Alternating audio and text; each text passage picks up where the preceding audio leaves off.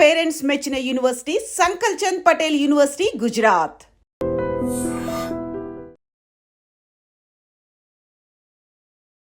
నమస్కారం, welcome to I dream. ధర్మ మార్గం విత్ వెజిత కార్యక్రమానికి స్వాగతం. ప్రస్తుతం మనతో పాటు ఉన్నారు అగస్త్య స్పిరిచువల్ ఆర్గనైజేషన్ వ్యవస్థాపకులు, క్రియాయోగి ఆదూరి ఉదయ్ భాస్కర్ గారు. ఇప్పుడు వారితో మాట్లాడదాం. నమస్కారం అండి. నమస్కారం. మనకి ఆషాఢ మాసం వచ్చిందంటే దక్షిణాయన పుణ్యకాలం అనేది ప్రారంభమవుతుంది. ఈ 4 మాసాలు, రాబోతున్న 4 మాసాలు కూడా ఎక్కువగా దేవతారాధనకి సంబంధించిన మాసాలుగా, ఇవన్నీ కూడా ఒక దీక్షగా చేసే వాళ్ళు కూడా ఉంటారు. మరి ఎందుకు ఈ 4 నెలలు కూడా అంత పరమ పవిత్రమైన మాసాలు? వాటి గురించి వివరణ ఇవ్వండి. మరి సంవత్సరంలో 2 యానములు అంటారు, ఉత్తరాయణం, దక్షిణాయనం. ఇవి ఎక్కడి నుంచి వచ్చినాయి, ఎలా అనంటే కాలగమనంలో ఈ ఉదయము సాయంత్రం అశ్విని దేవతలు అని ఉంటారు. ఆ అశ్విని దేవతలు ఈ ఉదయాన్ని సాయంత్రాన్ని సృష్టిస్తున్నది ఎవరు? అశ్విని దేవతలు అన్నమాట.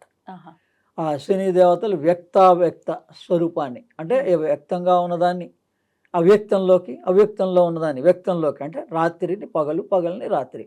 పగలు వ్యక్తము, రాత్రి అవ్యక్తం.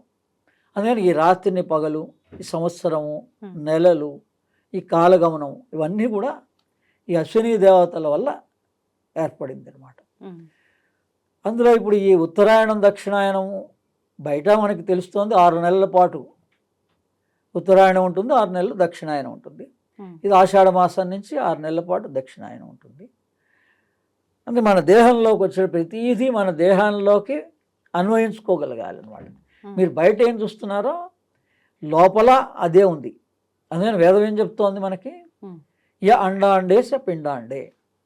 అందుకని వేదం గొప్పదండి, మనకన్నీ మన దగ్గరే ఉంది వేదం అని అనే కన్నా, వేదం గొప్పది అని మనం ఏదో అనుకోండే కన్నా, వేదమయమైనటువంటి జీవితాన్ని అనుభవించాలి అని పెద్దలు మనకి ఎకిరాల కృష్ణమాచారి గారు లాంటి వాళ్ళు మహానుభావులు సూచించారు. వేదమయ జీవితం, యోగమయ జీవితం, దాన్నే యోగమయ జీవితం కూడా అంటారు. 2 పేర్లు సమానమే. అంటే భగవద్గీత మనకేం చెప్తోంది ప్రామాణికంగా, యోగమయ జీవితాన్ని యోగయుక్తో భవార్జున అని సందేశం. భగవద్గీత సందేశం ఏంటంటే, అనేక మంది వాళ్ళకి ఏం సందేశం శ్రీకృష్ణ పరమాత్మ స్ఫురణ కలిగించాడో వాళ్ళకి చెప్తారు.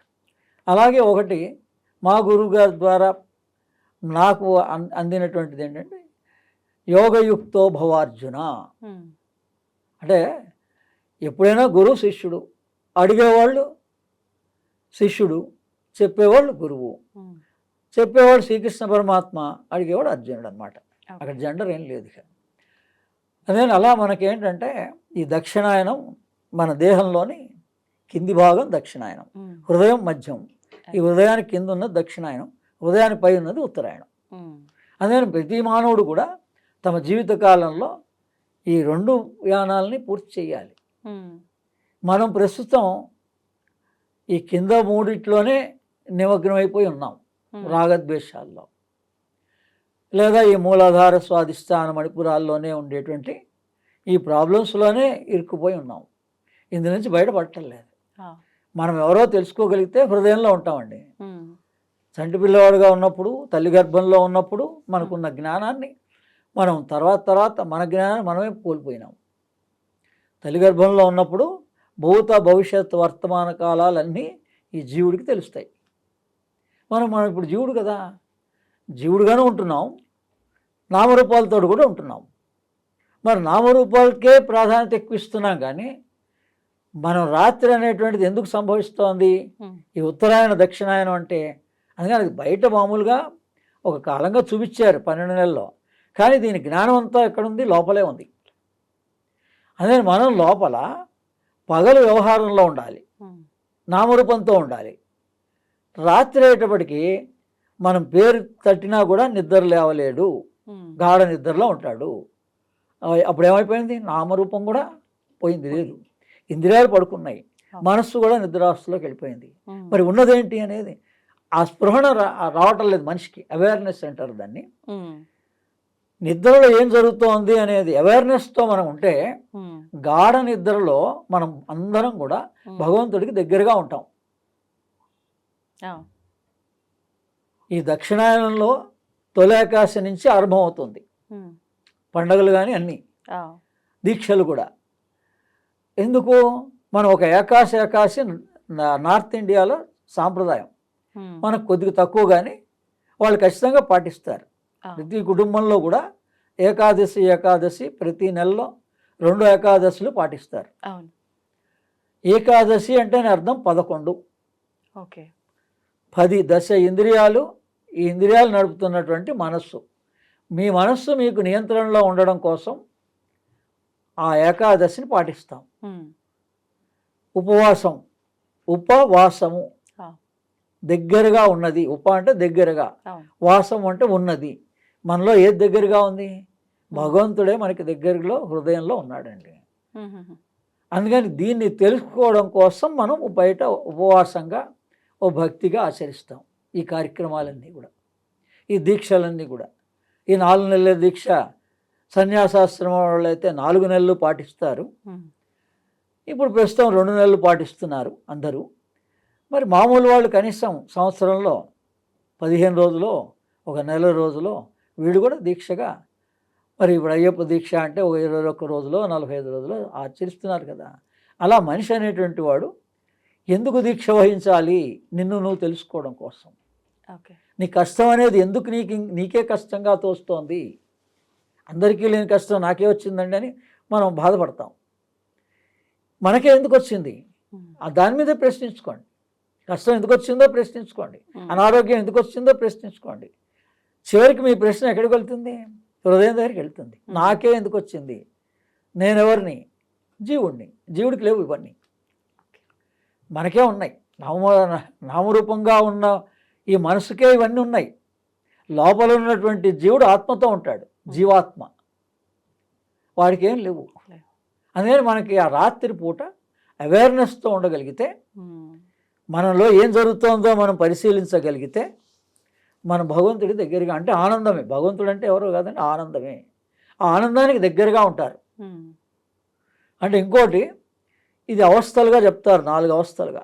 జాగ్రత్త, స్వప్న, సుషుప్తి, తురియ అని ఆధ్యాత్మికంలో. పగలు కాన్షియస్నెస్ పీరియడ్ని జాగ్రత్త అవస్థ అంటారు. మీరు పడుకోగానే కలలు కనే పీరియడ్ని స్వప్న అవస్థ అంటారు. ఆ కలలు అయిపోయిన తర్వాత మనస్సు కూడా నిద్రపోయినప్పుడు గాఢ నిద్ర అవస్థ అంటారు.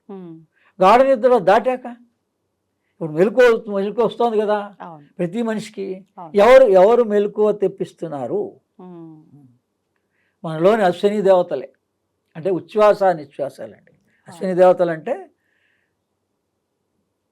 మరి వాళ్ళు కనపడని వాళ్ళు కదా, అవ్యక్తంలో ఉండేటువంటి వాళ్ళు అని అన్నారు. సాయం సమయంలో వాళ్ళని స్మరిస్తే మన పనులన్నీ వాళ్ళు అనుగ్రహిస్తారని కూడా చెప్పారు. మరి ఎందుకు చెప్పారు అలా అని అంటే, మన ఉచ్ఛ్వాస నిశ్వాసాలే మనిషికి ప్రధానం. మనం దాని మీద గమనించటంలే, అవేర్నెస్తో ఉండటంలే. ఈ ఉచ్ఛ్వాస నిశ్వాస పగలు ఎలా జరుగుతోంది, రాత్రి ఎలా జరుగుతోంది, మనం పక్కనున్న నిద్రపోయినటువంటి వాడిని గమనిస్తే మనకు తెలుస్తుంది. అందుకని మనకి ఈ హాస్పిటల్స్లో లేకపోతే సీరియస్గా ఉన్నటువంటి వాళ్ళని ఐసీయూలో పెట్టినప్పుడు వాళ్ళ ట్రీట్మెంట్ ఏం చేస్తున్నారు, ఎలా మనం బయటపడుతున్నాం అంత అనారోగ్యం నుంచి, ఆ ధ్యాస పెట్టలే మనిషి. వాళ్ళు ఏం చేస్తారంటే పల్స్ రీడింగ్ చూస్తారు. నైట్ అంతా కూడా మన పల్స్ ఎలా ఉంది ఏంటి అనేది చూస్తారు. దానివల్ల ఏం తెలుస్తుంది మనకి? మన శ్వాస గమనం ఎలా ఉంది, రాత్రి శ్వాస ఎలా నడుస్తోంది, పగలు శ్వాస ఎలా నడుస్తుందో తెలుస్తుంది. ఈ శ్వాసలో మార్పు వస్తేనే మీకు నిద్ర వస్తుంది. శ్వాసలో మార్పు రాకపోతే నిద్ర రాదు. మీరు అది కనుక తెలుసుకోగలిగితే మీకు ఎప్పుడు కావాలంటే పగలు 10 నిమిషాలు టైం ఉంది, మీరు నిద్రపోగలుగుతారు. అందుకని మనకు కావాల్సి వచ్చినప్పుడు బాడీకి రెస్ట్ ఇవ్వచ్చు. ఇదంతా కూడా విజ్ఞానం, ప్రాణానికి సంబంధించింది, శ్వాసకు సంబంధించింది. అందుకని ఈ దక్షిణాయనం ఉత్తరాయణంలో, ఈ ఉత్తరాయణం అంటే మన హార్ట్ సెంటర్ నుంచి పైకి మనలో ఉన్న 6 చక్రాలు ఉన్నాయి కదా, 3 చక్రాల వరకు దక్షిణాయనం, 3 చక్రాలు ఉత్తరాయణం. అందుకని వీటిని శుద్ధి చేసుకోవడానికి ఆ సమయాన్ని వినియోగిస్తారు. దక్షిణాయనంలో మనం మొట్టమొదట మన మూలాధారాన్ని శుద్ధి చేసుకోవాలి, స్వాదిష్టాన్ని శుద్ధి చేసుకోవాలి, మణిపూరాన్ని శుద్ధి చేసుకోవాలి, అంటే డైజెస్టివ్ సిస్టమ్ని శుద్ధి చేసుకోవాలి. ఈ నీళ్ల వల్లనే మనకు దోషం అంతా వస్తుంది కాబట్టి జలతత్వాన్ని శుద్ధి చేసుకోవాలి, అలాగే మూలాధారాన్ని శుద్ధి చేసుకోవాలి. ఓకే. వీటి కోసమని దీక్షగా వహిస్తారని ఓ గురు ద్వారా ఒక మంత్రం తీసుకొని సాధన చేయడం, లోపల ఆనందం అనుభూతి పొందడమే భగవత్ సాక్షాత్కారం. ఓకే. అంటే ఈ 4 నెలలు కూడా అంటే అది గురువు ద్వారా తీసుకున్న వాళ్ళు మాత్రమే చెయ్యాలా దీక్షగా? అంటే చాతుర్మాస దీక్షల ఈ విధానం అనేది సామాన్యులు కూడా ఈ 4 నెలలు సామాన్యులకు దీక్షలుగా? కూడా ఇప్పుడు ఆహారం అమృతమస్తు, జలం ఆరోగ్యమస్తు అని మన పెద్దలు చెప్పారండి. అవును. మనం ఈ ఆహారంలో మార్పు తీసుకోవాలి. మనకి ఎందుకు అనారోగ్యం వస్తుంది అంటే ఈ వేసవి కాలంలో ఏదైతే పదార్థాలు తీసుకుంటున్నామో ఈజీగా డైజెస్ట్ అయిపోతుందో ఆ వేడికి, సేమ్ అదే పదార్థాలను కంటిన్యూ చేస్తున్నారు వర్షాకాలంలో కూడా. మరి ఆహారంలో మార్పు తెచ్చుకోవటం లేదు. అందుకని ఒక్కసారిగా మనం మార్పు తెచ్చుకోలేమని ఈ నియమాలు పెట్టారు వాళ్ళు.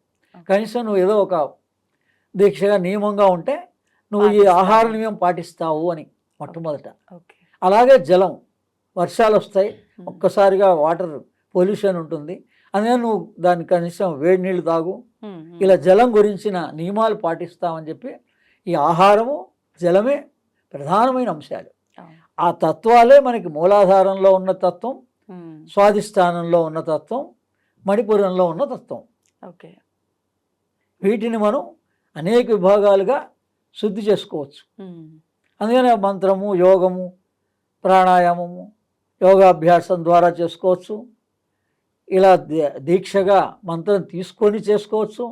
లేదా మనం స్తోత్రాలని పఠిస్తూ, మనకన్ని స్తోత్రాలు ఉన్నాయి. అశ్విని సూక్తం ఉదయం పఠించవచ్చు, అగ్ని సూక్తం సాయంత్రం పఠించవచ్చు, ఈ జల సూక్తం, ఈ 3 మనిషి అనేటువంటి వాడు గురు ద్వారా కానీ మామూలుగా కానీ మనం ఈ భగవంతుని ఎలా స్తుతించాలి అంటే వాళ్ళు అందించారు, ఋషులు అందించారు, వ్యాసుల వారు అందించారు మనకి. ఈ అశ్విని సూక్తాన్ని, అగ్ని సూక్తాన్ని, జల సూక్తాన్ని కనీసం ఈ 3 తెలిసినా కూడా వేసవి కాలం ఉంది, జల సూక్తం పఠిస్తే మనకు ఆ టెంపరేచర్ నుంచి మనం రక్షించబడతాం. అలాగే రాబోయే చలికాలం ఉంది, అగ్ని సూక్తాన్ని పఠిస్తే మనలో ఉన్న అగ్ని మెయింటైన్ అవుతుంది. ఓకే. బ్యాలెన్స్ అవుతుంది. అందుకని ఇది విద్యగా పొందవలసినటువంటి, గురు ద్వారా పొందగలిసినవి. మామూలు చదువుకోవచ్చు, మీరు ప్రాక్టీస్ చేసిన తర్వాత అయినా మీరు చదువుతుంటే గురువే మీ దగ్గరికి వస్తారు. భగవంతుడు మనకు కావాల్సింది మన దగ్గరికి అందిస్తాడు, నేచర్ అందిస్తుంది. సంతోషం అండి, ధన్యవాదాలు.